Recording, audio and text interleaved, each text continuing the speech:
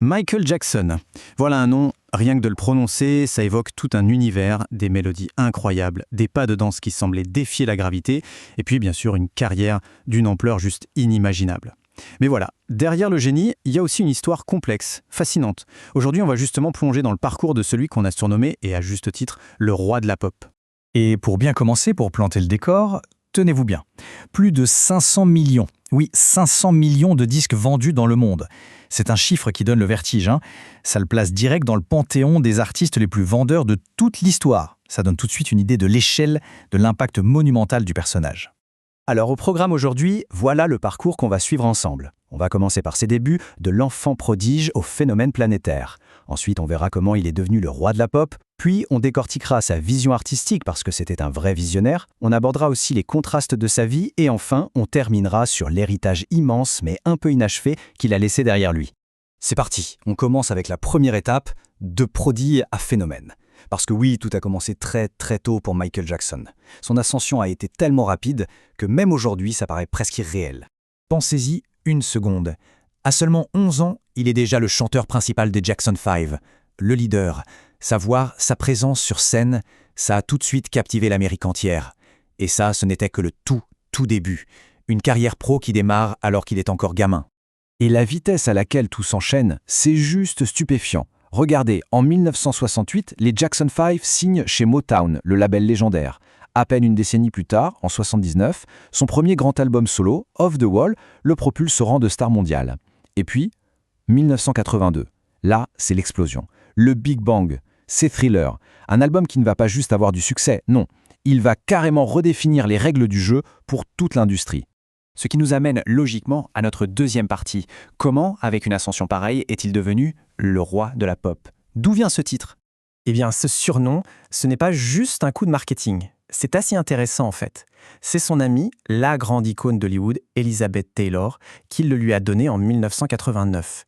Elle l'a présenté sur scène comme, je cite, le véritable roi de la pop, du rock et de la soul. Et hop, la formule était trouvée. Ça cristallisait une image qui finalement ne l'a plus jamais quittée. Et franchement, quand on se demande si ce titre était mérité, il suffit de jeter un œil aux chiffres de Thriller. Ils parlent d'eux-mêmes. On parle de l'album le plus vendu de tous les temps, environ 70 millions d'exemplaires. 37 semaines, vous entendez? 37 semaines à la première place des charts. Et 8 Grammy Awards en une seule soirée. Ce sont des stats qui, même des décennies plus tard, restent hallucinantes. Mais au-delà des ventes qui sont folles, il y a l'impact culturel. Et ça, c'est peut-être encore plus important. Le clip de Thriller, mais aussi ceux de Billie Jean ou de Beat It, ils ont littéralement défoncé les portes de MTV. Il faut se souvenir qu'à l'époque, la chaîne passait très peu d'artistes noirs. Michael Jackson, il a forcé le passage. Il n'a pas juste vendu des disques, il a ouvert la voie pour toute une génération d'artistes. Et ça nous amène parfaitement à sa dimension de visionnaire artistique. Parce que Michael Jackson, ce n'était pas juste un chanteur ou un danseur, c'était un créateur, un artiste total. Il a par exemple complètement révolutionné le clip vidéo. Avant lui, soyons honnêtes, un clip c'était souvent juste un petit film promotionnel. Avec lui, c'est devenu une forme d'art à part entière.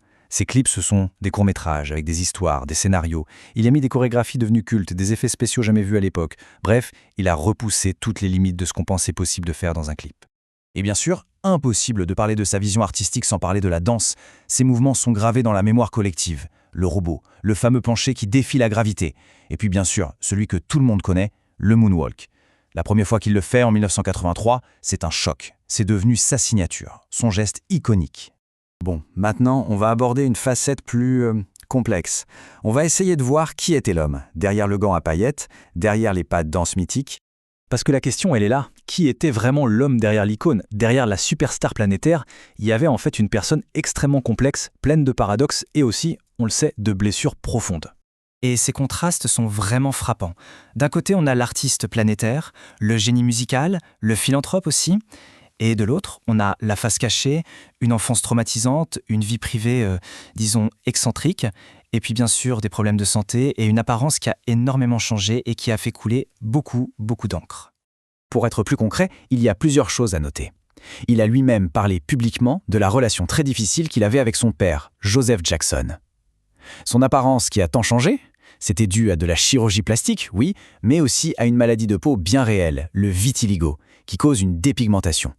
Et son fameux ranch de Neverland, avec le parc d'attractions et le zoo, c'était un peu le symbole de son désir de rattraper, de recréer l'enfance qu'il n'avait jamais vraiment eue.